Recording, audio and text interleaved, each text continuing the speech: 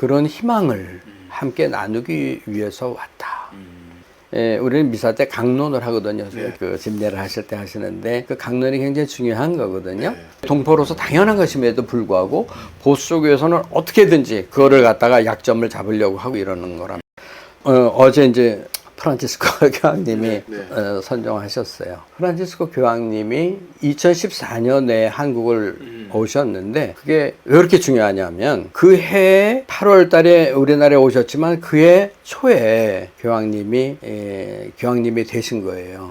그럼 교황님이 되신 다음에 첫 번째 방문지가 어디가 되느냐는 게 굉장히 뉴스거리였어요. 관심의 대상이었는데 한국을. 그러니까 왜 한국이냐 했을 때는 한국은 고통받는 곳이다. 분단으로. 그래서 분단으로 고통받는 한국에 희망을 주고 싶으셨던 거예요. 희망을. 사실 나는 프란치스코 교황님은 정말 순수한 분이라고 생각을 해요.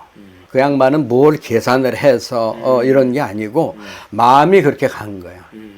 이 한반도라고 하는 게 정말 그러한 그 고통의 고난의 땅이다. 다른 어느 지역보다 그때 2014년에 그때는 이제 러시아 전쟁도 없었고 그다음에 그 이스라엘 그것도 지금처럼 그렇지 않고 그랬었으니까 그때 당시를 보면 한국이 당신의 눈에 밟히는 거야. 그래가지고 처음 오신 거예요. 와서 이렇게 보니까 한국 사회에 여러 가지 아픔들이 많아. 그래서 세월호 그 유가족들도 만나시고 위안부 할머니들도 위로하시고 그러잖아요. 그러니까 이분의 마음은 항상 그늘진 곳, 상처받는 곳, 거기에 어떻게 희망을 주고 위로를 줄 수 있을까? 여기에 항상 이렇게 계시고. 그래서 다시 이제 돌아가시던 날이 8월 18일이었어요. 오셨다가 하셨는데 다시 돌아가시던 날 명동 성당에서 미사를 하셨어. 이제 마지막 그 미사를 하셨는데 그 미사의 명칭이 한반도 평화와 화해를 위한 미사였어요. 그러니까 이건 뭐냐면 당신이 한반도에 오신 것은 한반도의 평화와 화해를 염원하고 그런 희망을 함께 나누기 위해서 왔다. 그래가지고 그때 우리는 미사 때 강론을 하거든요. 교모님들은 하시잖아요, 그렇죠? 그 집례를 하실 때 하시는데 그 강론이 굉장히 중요한 거거든요. 그 강론 때 이런 말씀을 하셨어요. 이제 대화하고, 그러니까 남과 북이 대화하고 만나고 차이점들을 넘어서기 위한 새로운 기회들이 샘솟듯이 생겨나도록 기도하고 끊임없이 노력해달라. 그러니까 저는 여기서 대화라고 하는 거. 2014년에는 대화가 사실 어려웠었죠. 보수 정권이었기 때문에. 그렇죠? 그 대화하지 않으면 만날 수 없어. 그러니까 대화를 먼저 얘기하시는 거예요. 대화해라. 그리고 만날 수 있도록 해라. 그리고 더 중요한 것은 만났을 때에 서로 간에 차이점을 인정을 하고 그것을 넘어서기 위한 새로운 기회를 만들어라.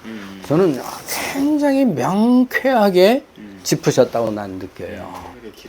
그러니까 우리가 이미 대화를 위해서 만났을 때는 서로가 다른 입장이라고 하는 것이 있었던 거예요. 그렇죠? 아는 사람들끼리 좋은 사람들끼리 만나면은 대화가 그냥 뭐 어떤 그 조건 없이 그냥 대화가 편하게 서로 사랑을 나누고 뭐 희망을 나누고 하는 그런 대화잖아요. 근데 그렇지 않은 관계에서 대화를 했을 때는 철저히 자기 입장에서의 어떤 그 주장이 있는 거예요. 그렇죠? 그 주장에는 차이가 있어. 그러니까 그 차이를 넘어서기 위한 기회를 샘솟듯이 만들어야 된다. 그것은 뭐냐 하면은 이미 우리 우주의 이 원리를 보면은 지구도 그렇잖아요. 원래 밑에서부터 샘이 솟아서 그래가지고 시냇물이 되고 강물이 되고 바다가 되는 거예요. 그렇잖아요. 바다에서도 물론 샘 솟지만. 그러니까 앞에 있는 사람과 나 안에 이미 그러한 새로운 기회를 만들어내는 샘이 있어. 그러니까 대화하고 만나서 이야기를 하면서 거기에다가 집중을 해서 우리가 새로운 차이점을 넘어설 수 있는 그러한 싹이 무엇인가, 그 샘을 어떻게 퍼올릴 것인가, 그것을 찾기 위해서 노력을 해라. 내 안에 있는 샘, 상대 안에 있는 샘, 그것을 똑같이 인정을 해라. 그 샘도 깨끗하고 맑고 내 안에 있는 샘도 깨끗하고 맑아야 돼. 그 위에 더러운 것이 덮여져 있는 것은 다 벗겨버려야 돼. 내 안에 있는 것도 벗겨버리고 저쪽에 있는 것도 벗겨버려야 돼. 그러니까 내 안에 있는 것을 벗겨버리면은 상대가 나의 셈이 맑은 걸 볼 수 있게 되잖아요. 또 저쪽에서도 스스로 그거는 스스로 자기가 벗겨야 돼. 그것을 벗겨버려. 그러면 내가 그 사람을 제대로 보게 돼. 제가 아까 소개를 해주실 때 이제 통일 이쪽에 많이 그 경험이 있다고 얘기를 하셨는데, 저도 근 15년, 10년 동안 북한을 왔다 갔다 했어요. 우리 종교 차원에서 6.15 공동선언 이후에 남북이 정말 민간 차원에서의 그러한 다리를 놓기 위해서, 그리고 이제 양쪽 정부도 북한에도 보수가 있고 남쪽에서도 보수가 있는 거예요. 그럼 이 보수들은 굉장히 경계를 해. 자기네들의 기득권을 잃을까봐. 그래서, 진보적인 정권이 들어섰어도, 우리 DJ 정부, 노무현 정부, 이때도 보수의 눈치를 볼 수밖에 없는 거예요. 우리가 저쪽을 돕는 게 동포로서 당연한 것임에도 불구하고 보수 쪽에서는 어떻게든지 그거를 갖다가 약점을 잡으려고 하고 이러는 거란 말이지. 그래서 이 양쪽 정부가 이념과 체제를 벗어나서 하나가 되는 거는 쉽지를 않다. 그러기 위해서는 뭔가 민간 차원에서 교류와 협력을 이렇게 넓혀 나가야 되는데, 우선은 교류를 먼저 한번 해보자. 그래가지고 2001년부터 해가지고 2001년 6.15 때는 우리가 평양을 갔어요. 그러면은 같은 해에 이제 2번씩 하기로 해서 한 번은 저쪽에서 내려오는 거예요. 그러니까 8.15 때는 서울로 내려온 거지. 그 다음 해에는 8.15 때 우리가 가.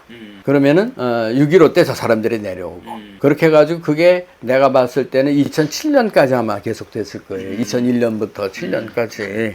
그때마다 저는 이제 KCRP 사무총장을 했으니까 그것을 주도하는 우리 민간단체, 남쪽의 민간단체가 3개의 축이었는데, 하나는 민화협, 하나는 통일연대, 그리고 우리 종단.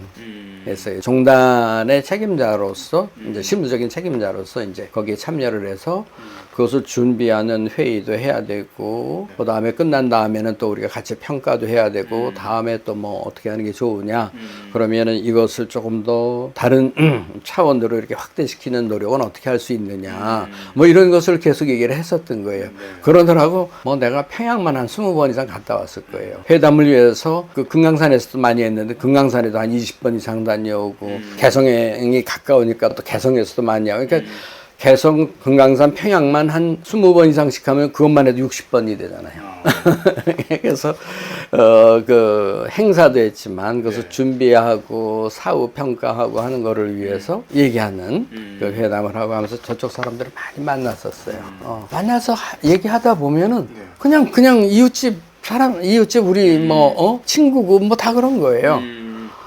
술 한잔 먹으면은 그냥 좀 농담도 하고, 회의 때는 얘기 못하던 얘기도 좀 나오고, 똑같아. 그래서 이제 그게 10년, 20년 이렇게 가게 되면은, 이렇게 어떤 한정된 그룹의 사람들 뿐만 아니라, 일반, 그 다음에 우리가 만약에 이제 남북 관계가 좋아지고 경제적으로 어떤 회사를 북한에다가 세웠어. 그럼 회사의 임원이나 스태프들이 갈 거 아니에요. 그렇죠? 그러면 거기 가서 또 북한 주민들하고 어울릴 거 아니야. 이런 기회들이 많아지면 자동적으로 통일이 되는 거예요. 우리가 그러면은 결국은 헌법을 개정을 할 때도 국민투표로 하잖아요.